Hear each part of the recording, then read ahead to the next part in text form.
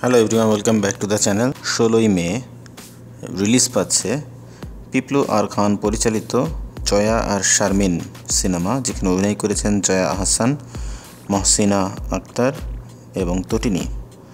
তো সিনেমার দুইটি ট্রেলার আমরা এখন পর্যন্ত দেখেছি। দুইটি ট্রেলার দেখে মনে হয়েছে একটি স্বল্প বাজেটে তৈরি করা, নাম দিয়েছে সিনেমা। আসলে কি সেটা সিনেমা? খুবই কম লোকেশন, বলা যায় একটি ছোট ফ্ল্যাটের মধ্যে শ্যুট করা সম্পূর্ণ সিনেমা। কারণ দুইটি ট্রেলার গেল, আমরা কোনো ট্রেলারেই সেই ফ্ল্যাটের বাইরের কোনো কন্টেন্ট তেমন একটা দেখতে পাইনি। গল্পের ধরন বোঝা যাচ্ছে যে কোভিড সময়কার যেই চ্যালেঞ্জগুলো ফেস করেছে মানুষজন বাসায় আটকে থেকে লকডাউন সিচুয়েশনে, সেইগুলোই এখানে তুলে ধরা হয়েছে।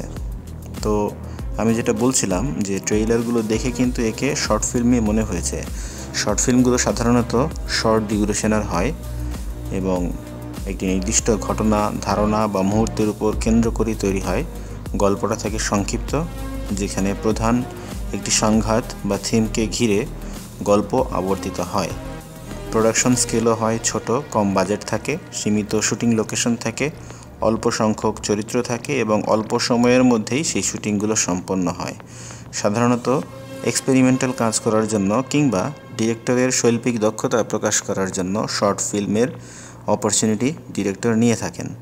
শর্ট ফিল্মগুলো সাধারণত ফিল্ম ফেস্টিভ্যাল বা অনলাইন প্ল্যাটফর্ম যেমন ইউটিউব এই জায়গাগুলোতে রিলিজ দেওয়ার জন্য প্রচারিত হয় বা তৈরি হয়। সিনেমা হলে সাধারণত শর্ট ফিল্ম রিলিজ পায় না, কারণ ওখানে তো দর্শক টাকা খরচ করে সিনেমা দেখতে যায়। তো শর্ট ফিল্ম দিলে সেটা কিন্তু দর্শকের সাথে এক ধরনের প্রতারণা হয়ে যায় এবং দর্শক সেটা কখনোই গ্রহণ করে না।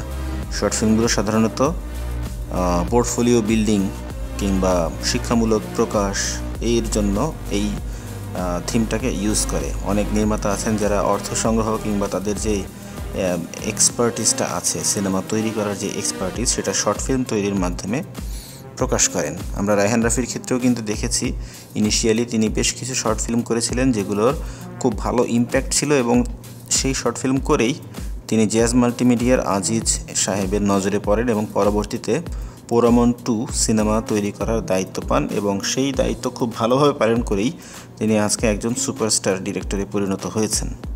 পিপলু আর খান এর আগে হাসিনা এ ডটার্স টেইল নির্মাণ করেছিলেন।